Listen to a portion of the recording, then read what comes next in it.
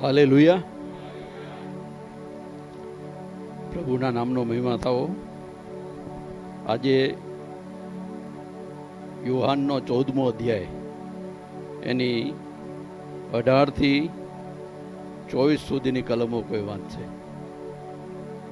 યોહાન 14મો અધ્યાય 18 થી 24. આ જે વચનો છે એ પ્રભુએ એના જીવનના અંતના આગલા દિવસે જ્યારે શિષ્યો સાથે છેલ્લું ભોજન લઈ રહ્યા હોય છે એ વખતે કહેલા છે. એટલે જ્યારે પણ કોઈ વચનો કહેવામાં આવે તો એ વચનોની સાથે એ ક્યારે કહેવામાં આવ્યા છે એનું મૂલ્ય ઘણું બધું હોય છે. કારણ કે માણસનો જ્યારે અંત સમય આવે છે, કોઈ વૃદ્ધ માણસ હોય એના અંત સમય નજીક આવે ને ગુજરી જવાનો હોય, પછી એના 3-4 છોકરાઓ હોય, એમાંથી કદાચ એકબીજાની સાથે મનમેળ ના હોય, એકબીજા સાથે બોલતા ન હોય, કોઈ વ્યસની હોય, અને જ્યારે એનો પિતા છે એ એને બધાને પાસે બોલાવી અને પછી કે હવે હું તો જતો રહું પણ હવે પછી તમે સંપ રાખજો બધા. તો એ વચનો જે છે એ લોકોના જીવનમાં કાર્ય કરે છે, કારણ કે એને ખબર પડે છે કે આ મારા પિતાના અંતિમ વચનો છે. વ્યસની હોય તો એને કહે કે તું દીકરા હવે આ છોડી દેજે. તો એ અંતિમ વચનોનું એટલું બધું મહત્વ છે કે પછી એ છોડી દે છે અને આ રીતે એનું કુટુંબ સુખી થાય ને એ લોકો પોતાના જીવન પર્યંત આ વચનોને યાદ રાખે છે, કારણ કે એના પિતાએ એને એ અંતિમ સમયે કહેલા હોય છે. એમ આ જે વચનો છે એ આપણા પિતા જે ઈસુ છે એને આપણને અંતિમ સમયે કહેલા છે. એટલે એનું મહત્વ ઘણું બધું વધી જાય છે.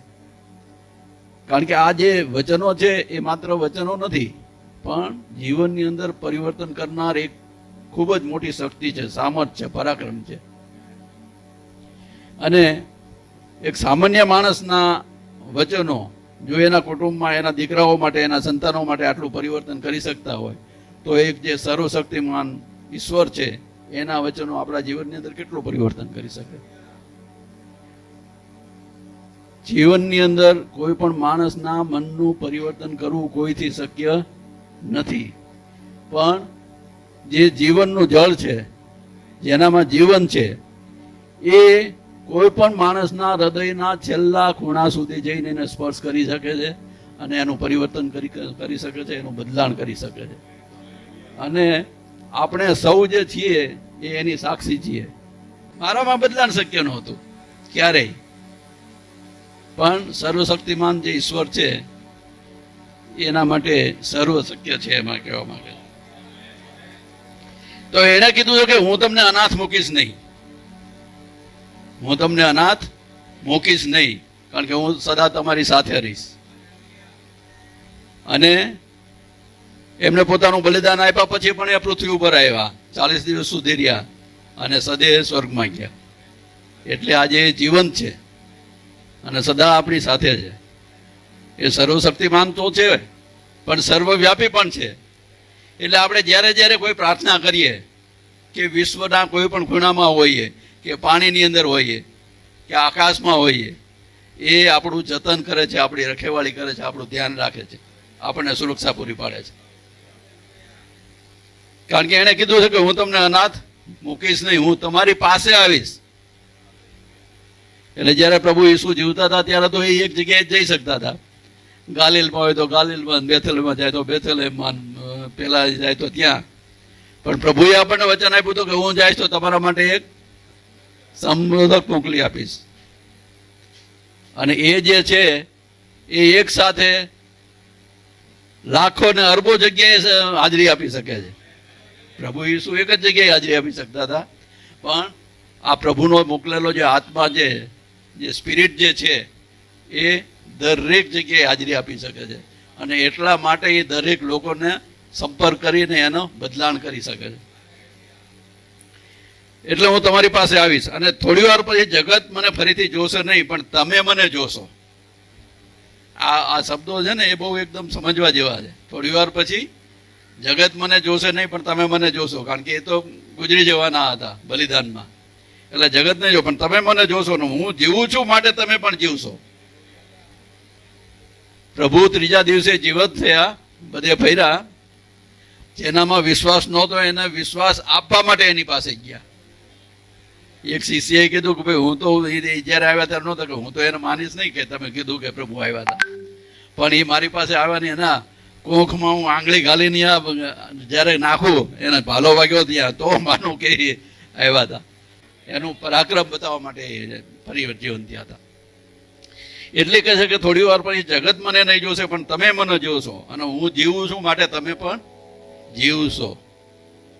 તો હું જીવું છું માટે તમે પણ જીવશો એનો અર્થ એવો છે કે વિદ્યાર્થીઓને જે ભણાવવા વાળા હોય ને પ્રાથમિકમાં કે હાઈસ્કૂલમાં કે કોલેજમાં, તો એના જે શિક્ષકો કે લેક્ચરર કે પ્રોફેસર હોય એ પહેલા એ ભણેલા હોય તો જ એને ભણાવી શકે, મેથ્સ કે ફિઝિક્સ કે સાયન્સ કે મેડિકલમાં કે એન્જિનિયરિંગમાં કોઈ પણ જગ્યાએ.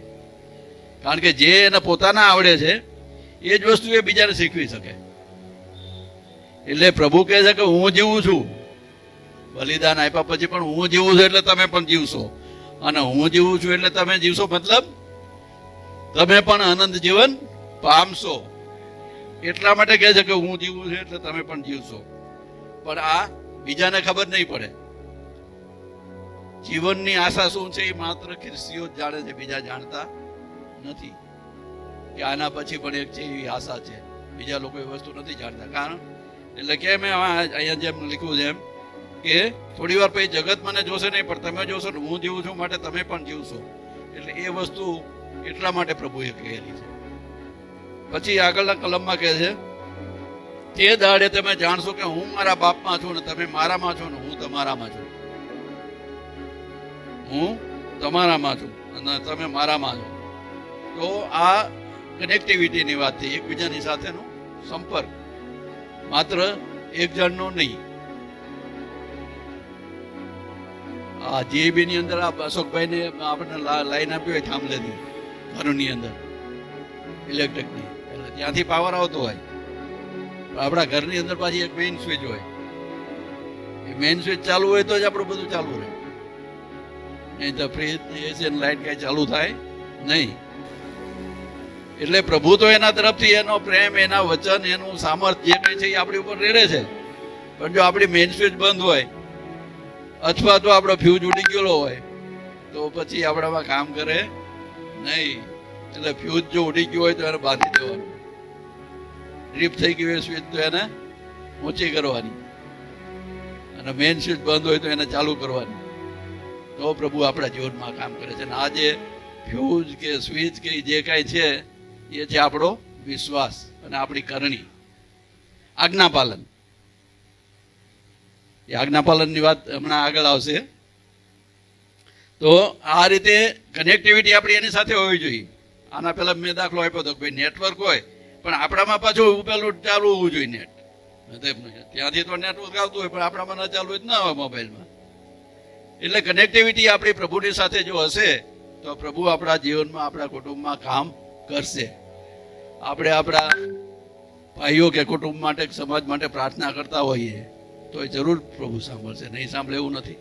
એમાં કદાચ થોડું ઘણું વહેલું મોડું થઈ શકે, કોઈના ફ્યુઝ ઉડી ગયા હોય, કોઈની સ્વિચો બંધ હોય, હા તે તો ધીરે ધીરે ગમે ત્યારે પણ એ સ્વિચો ચાલુ થાય. અને એકવાર ભૂલેલો માણસ ગમે ત્યારે ઘરે આવે તો એ ભૂલેલો નથી. જે બાપનો ઉડાવ દીકરો જતો રહ્યો હતો પણ પછી એને ખબર પડી કે હું અહીં આ જે ભૂંડની સાથે ખાવાની સિંગો ખાઉં છું, આના કરતાં તો મારા બાપને ત્યાં નોકરોને પણ સારું મળે છે, તો ત્યાંથી એ પાછો વળે છે, તો પણ બાપ એને સ્વીકારે છે. એમ આપણે જીવનની અંદર કદાચ ઘણી બધી ભૂલો કરીએ છીએ, મેં પણ ઘણી બધી કરેલી છે, પણ આપણે અહીંયાથી પાછા વળી જઈએ તો પ્રભુ આપણને સ્વીકારે છે. તે દાડે તમે જાણશો કે હું મારા બાપમાં છું, તમે મારામાં છો ને હું તમારામાં છું.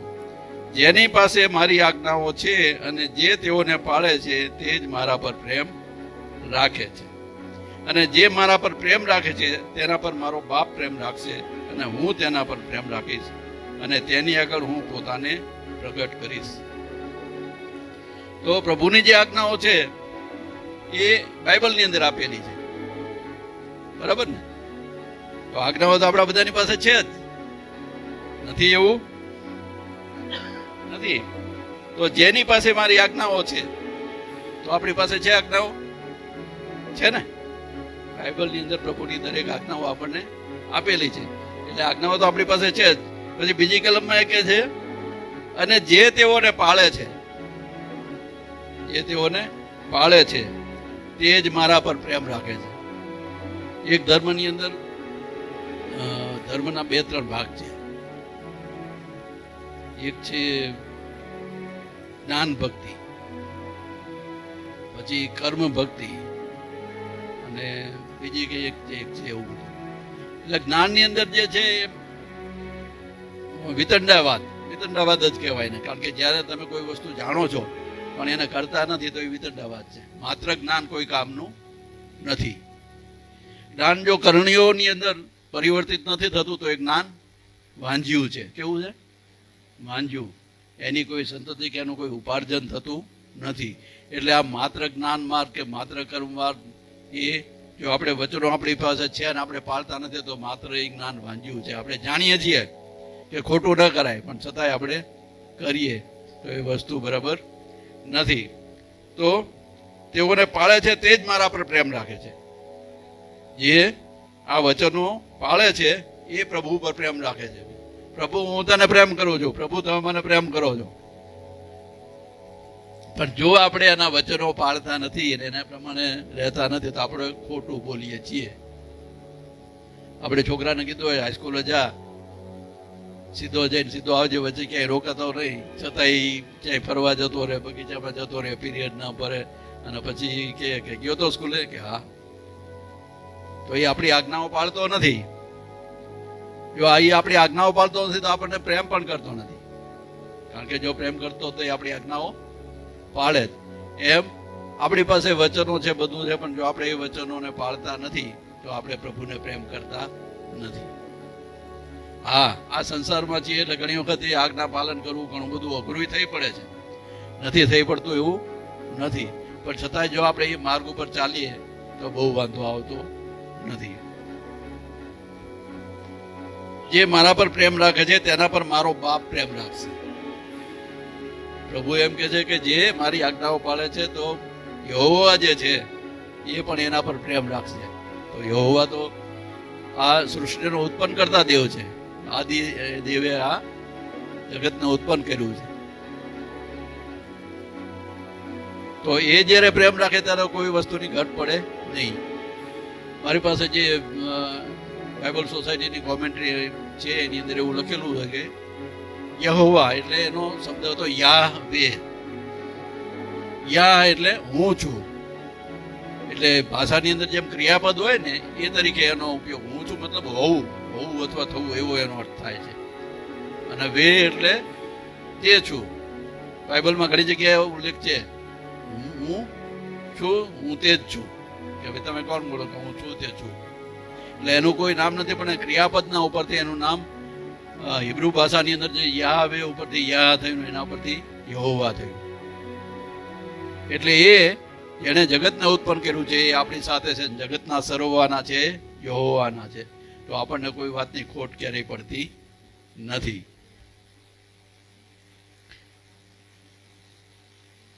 અને હું તેના પર પ્રેમ રાખીશ ને તેની આગળ હું પોતાને પ્રગટ કરીશ.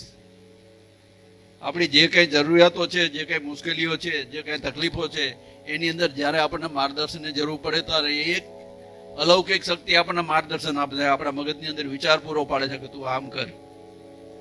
અને એ માર્ગ ઉપર ચાલવાથી આપણા પ્રશ્નોનું નિરાકરણ થઈ જાય છે. એટલા માટે કહે છે કે હું ત્યારે તારી આગળ હું મને પ્રગટ કરીશ. એ રીતે પ્રભુ આપણને પ્રગટ કરે છે. અત્યારે સાક્ષાત દર્શનની કોઈ વાત નથી, પણ આ જે છે એ એક અલૌકિક વાત છે. અને અલૌકિક વાત છે એ મનની અંદર વિચારોથી અને પ્રેરણાથી થાય છે. જે રીતે ઇલેક્ટ્રિકનો કરંટ દેખાતો નથી, નેટવર્ક દેખાતો નથી, એમ આ જે વસ્તુ છે કનેક્ટિવિટી ઈશ્વર સાથેની અને એનો જે સંપર્ક, એનું પરામર્શ, એની પ્રેરણા એ દેખાતી નથી પણ છે ખરી. હું પોતાને યહૂદા જે ઇસ્કોરિયત ન હતો તેને પૂછે છે. ભાષાની પણ કેટલી બધી એની અંદર પેલી છે. જો ચારે સુવાર્તાઓની અંદર યોહાનની સુવાર્તાની ભાષા અલગ છે આખી. યહૂદા બે હતા, એટલે આમાં એવું લખ્યું કે ઇસ્કોરિયત, યહૂદા જે ઇસ્કોરિયત ન હતો તે પૂછે છે. એટલે પ્રભુને સોંપી દીધો એ યહૂદા નથી, બીજો યહૂદા છે. શું પૂછે છે? પ્રભુ, તું અમારી આગળ પોતાને પ્રગટ કરશે અને જગતની આગળ નહીં, એનું શું કારણ છે? કેમ તું અમારી આગળ પ્રગટ કરીશ ને બીજાની આગળ નહીં? એવું યહૂદા પ્રભુને પૂછે છે. તો આ જે બધી વસ્તુ છે ને, એ મેં કીધું એમ અલૌકિક છે. અમુક વસ્તુઓની સાબિતી નથી હોતી. જેમ લખેલું છે વિશ્વાસની માટે હિબ્રુઓના કે પત્રની કે વિશ્વાસ એ અદ્રશ્ય વસ્તુઓની સાબિતી છે. એમ આ બાબતને કોઈ તર્કથી સાબિત કરી શકાતી નથી, એને અનુભવી શકાય છે. એટલે કે તું પોતાને પ્રગટ કરશે ને જગતની આગળ એનું શું કારણ છે? ઈસુએ ઉત્તર આપ્યો કે કોઈ પણ મારા પર પ્રેમ રાખતો હશે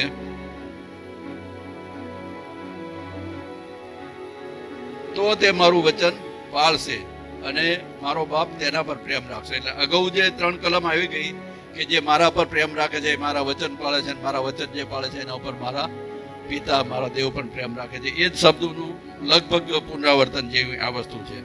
તો જે કોઈ મારા પર પ્રેમ રાખતો હશે તે મારું વચન પાળશે અને તેના પર મારો બાપ વચન પાળશે. તો આપણે આપણી જે કોઈ વાત હોય તો આપણે બધાને કહીએ છીએ? બધાને નથી કહેતા. જેની સાથે આપણે મનમેળ છે, જેની સાથે આપણે સુખ દુઃખ બાંટીએ છીએ, જેની આપણને ખબર છે કે આ મને કંઈક મદદરૂપતા છે, એના જ આપણે કહીએ છીએ વસ્તુ. ગામમાં રોદડા રોતા ફરતા નથી. તો પછી પ્રભુ શું બધાને કહેતા ફરે? પ્રભુની સાથે જે સંપર્કમાં છે એને જ કે જે એની આજ્ઞાઓ પાળે છે આ તે. અને આ જે દેવ છે એ તો અલૌકિક દેવ છે. આહાબ રાજાને જે એલિયા પર્વત ઉપર પેલા 400 જણાને લઈ આવવાના અગ્નિ આકાશમાંથી એમનું ભસ્મ થયું નહીં, અને એલિયાએ કીધું તો ઉપરથી લાકડા ઉપર પાણી છાંટેલું હતું તો પણ અગ્નિ આકાશમાંથી ઉતર્યું, ત્યાં ભસ્મ થયું એમની આવું થયું. અને જયારે પૂરું થયું ત્યારે પાછું એને પેલા સેવકને મોકલો કે જા વરસાદ દેખાય છે ટોચ ઉપર જઈને જોઈ આવ. એટલે 2-3 વાર ગયો કે નાખાય અરે કે જા પરિવાર. પછી આવ્યો કે આ એક નાની એવી વાદળી સમુદ્ર ઉપર દેખાય છે કે. પછી એલિયા બધાને કહે છે કે હવે તમે જલ્દી જલ્દી રાજાને કે તમારા રથોની લઈને જતા રહો, તમે ગામમાં પહોંચો ને ત્યાર પહેલા તો ધોધમાર વરસાદ પૂર થઈ જશે. હવે આ ક્યાંય શક્ય લાગે છે કે ઘડીકમાં આવી જાય? પણ એ દરેક સંસ્કૃતિમાં ભાષામાં એના અમુક ઉદાહરણો છે, એવા ગુજરાતીમાં છે. એમાં એક એવો પ્રયોગ છે, શબ્દ પ્રયોગ, જેને શું કહેવાય, રૂઢિ પ્રયોગ. એ કે પાણીની પણિયારી. પાણી પેલા કુએ ભરવા જતા હતા, પાદરમાં કુવું હોય, અને સીમાડાનો ખેડૂત. સીમાડે ખેડૂત ગયો આમ સાંજે જોવે મેલ કયા શરીર ઉપર પડશે, ઓલું કે વરસાદ ચડ્યો છે, જલ્દી ઘરે પહોંચવું પડશે. એ સીમાડાનો પાણીની પણિયારી, સીમાડાનો ખેડૂત અને 12 ગાઉનો મેઘ. 12 ગાઉ ઉપર વાદળી દેખાતી હોય. 12 ગાઉ એટલે 24 માઇલ થયું અને 36 કિલોમીટર થયું. 36 કિલોમીટરનો દૂરનો વરસાદ હોય તો આ ત્રણેય પાણીની પણિયારી, ખેડૂનો વરસાદ, એના આ પણિયારી અને ખેડૂત ઘરે પહોંચે મારંમાર ત્યાં સુધીમાં ત્રણેય ભેગા થઈ જાય. એટલા દૂરનો વરસાદ. એટલે એ નાની એવી જે વાદળી ઉઠી હતી એ ખોટી નહોતી. એમ જે ઈશ્વર છે એ તમારા ઉપર દયા કરવાને માટે સર્વશક્તિમાન છે, પણ આપણે એના વચનો પ્રમાણે ચાલવું પડે. અને આપણે એવું માનતા હોય કે મારા કુટુંબમાં, મારી બહેનો, મારા ભાઈઓ મારું માનતા નથી કે એ કરતા નથી, પણ તમે વિશ્વાસ રાખો એ પ્રભુ એની કામ કરશે. ગીતમાં જેમ કીધું કે પર્વત કી ઓલામાં હડીઓમાં શું શબ્દ હતો કઈ, हाँ करमल पर्वत की प्रार्थना में हड्डियों में जान डाल दे आखो सैन्य. જે હાડકા હતા, સૂકા હાડકા, એમાં કઈ હતું નહીં. અને એ સૂકા હાડકાઓની અંદર પ્રાણ ફૂંકીને એની અંદરથી આખું સૈન્ય ઊભું કર્યું. તો આપણા કુટુંબીજનો કે આપણા ભાઈઓ કે આપણે જે કહે છે, આપણે તો જીવંત માણસો છીએ, એમાં પ્રભુ કેમ કામ ન કરે? એટલે આપણે એના માટે વિશ્વાસથી પ્રાર્થના કરીએ તો પ્રભુ એ દરેકના માટે કામ કરશે. આપણી ઘણી બધી પ્રાર્થનાઓ, આપણે જે ઓનલાઈન પ્રાર્થના સભા ચાલુ છે એની અંદર અવિશ્વસનીય કાર્યો પ્રભુએ કર્યા છે. સુનિલભાઈના પત્ની 9 વર્ષ છે એમના લગ્ન જીવનના, પણ એમને સંતાન નહોતું. આજે ધનભાઈ છે એ પ્રેગ્નન્ટ છે પ્રભુની કૃપાથી. આપણી બેન યેલુને પ્રેગ્નન્સી નહોતી રહેતી. આપણે પ્રાર્થના કરીએ અને યેલુના ગળામાં આજે એક દીકરો રમે છે. એટલે અશક્ય વસ્તુઓનો કરનાર આપણો દેવ છે, એની ઉપર આપણે વિશ્વાસ રાખીએ. હવે આપણે આવ્યા 23ની કલમમાં. તો એમાં જેમ કીધું છે એમ કે તમે મારો બાપ તેના પર પ્રેમ રાખશે અને એની પાસે આવીને તેની સાથે રહીશું. જો જે મારા પર પ્રેમ રાખતો નથી તે મારા વચન પાળતો નથી. જો આપણે પ્રભુના વચન નથી પાળતા તો આપણે એની ઉપર પ્રેમ રાખતા નથી. અને જે વચન તમે સાંભળો છો તે મારું નથી તો કોનું છે? કે બાપ જેણે મને મોકલ્યો છે તેનું છે.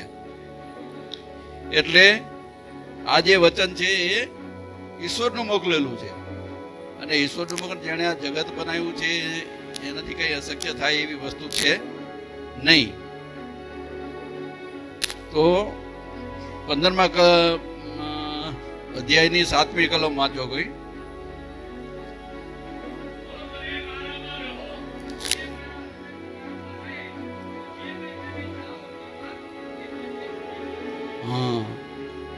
જો તમે મારામાં રહો ને મારા વચન તમારામાં રહે, એટલે આપણે પ્રભુની સાથે કનેક્ટેડ રહીએ, એના વચનોનું પાલન કરીએ તો આપણે જે કઈ માંગીએ એ પૂરું પાડવા માટે પ્રભુ સર્વશક્તિમાન છે. પણ આ વાત છે એ શરતી છે.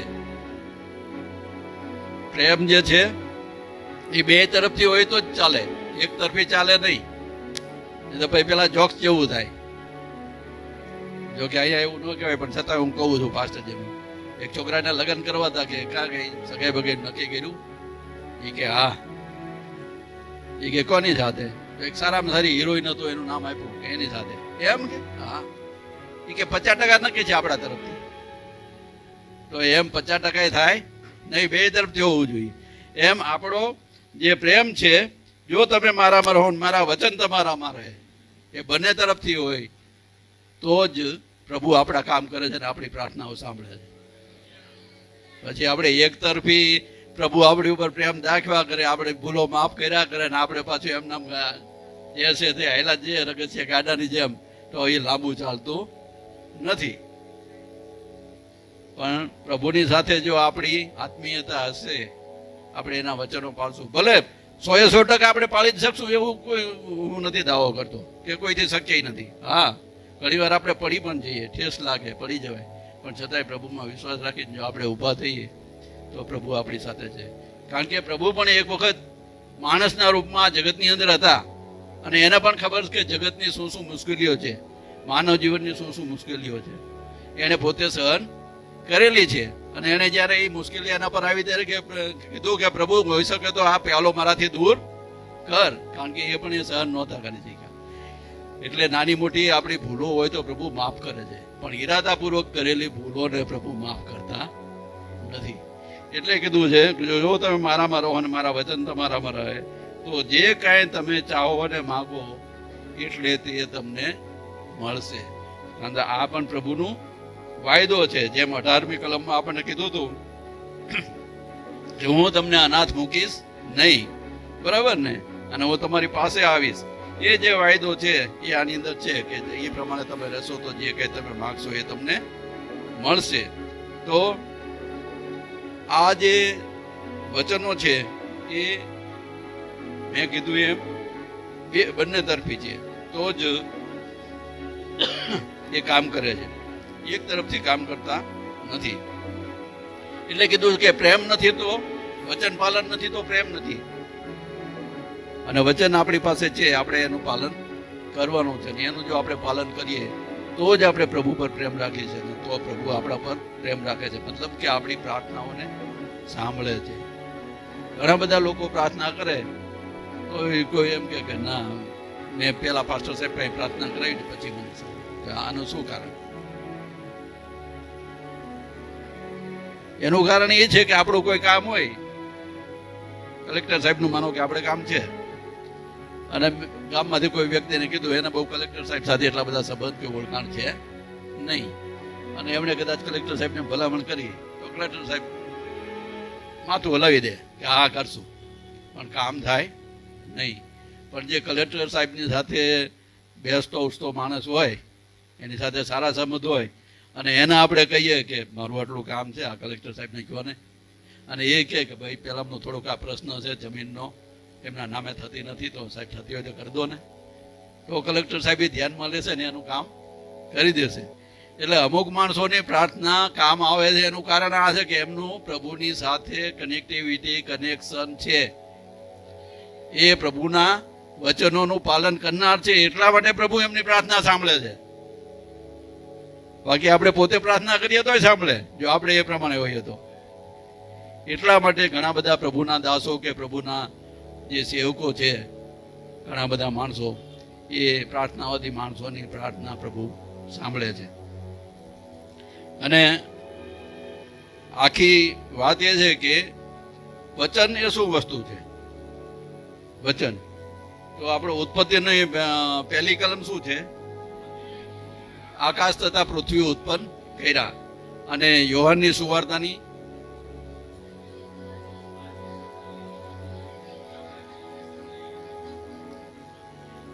આદિ એ શબ્દ હતો. એટલે ઉત્પત્તિ જે થઈ એ ત્યારે શું હતો? આદિ શબ્દ જ હતો. હિન્દુ ધર્મની ફિલોસોફી પ્રમાણે એને નાદ કહેવામાં આવે છે. એ નાદની અંદરથી આ બધું ઉત્પન્ન થયું. અને બિગ બેંગ થિયરી જે છે એ પણ એક નાદ જ છે, અવાજથી ઉત્પન્ન થયું એમ કે છે ને. એટલે ખરેખર તમે જુઓ તો આની વચ્ચે કનેક્ટિવિટી છે. આદિ એ શબ્દ હતો, શબ્દ એટલે પછી નાનો અવાજ હોય કે મોટો અવાજ હોય. બિગ બેંગ થિયરી એ અવાજ ઉપર આધારિત છે. મોટો ધડાકો થયો ને એની અંદરથી ઉત્પન્ન થયું એવું કંઈક છે, બહુ મને ખ્યાલ નથી. તો આદિ એ શબ્દ હતો અને શબ્દ એ દેવ હતો. કારણ કે એ જ જે શબ્દ હતો ને એ જ દેવ હતો. અને એ શું હતો? દેવની સંગાતે હતો. અને શબ્દ એ દેવ હતો. પછી એવું પણ છે હા, આ આરંભે શબ્દ હતો, શબ્દ ઈશ્વરની સંગાતે, એનો શબ્દ હતો એ જ ઈશ્વર હતો, શબ્દ હતો એ દેવ હતો. એટલા માટે આ પ્રભુના જે વચન છે ને, જે શબ્દ, એ પોતે જ ઈશ્વર છે. અને એનું જ્યારે આપણે પાલન કરીએ ને, ત્યારે એ પ્રભુના વચન છે એ આપણી સાથે કામ કરે છે. હવે ફિલિપી 4:6 કલમ કોઈ વાંચો.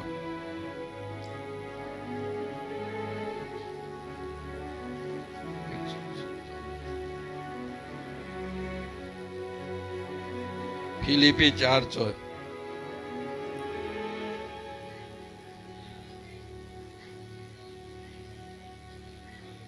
હા, આપણે સંપૂર્ણપણે આપણી જાતને ઈશ્વરને સોંપી દઈએ. કોઈ ચિંતા ના કરીએ કે એમાં સંદેહ પણ ન લાવીએ. અને આપણી જાતોને જ્યારે ઈશ્વરની સમક્ષ એના હાથમાં સોંપી દઈએ ત્યારે એને આપણું કામ કર્યા વગર છૂટકો નથી. આ જે વચનો છે, આ વચનોથી આપણને સૌને પ્રભુ આશીર્વાદિત કરે. ધન્યવાદ.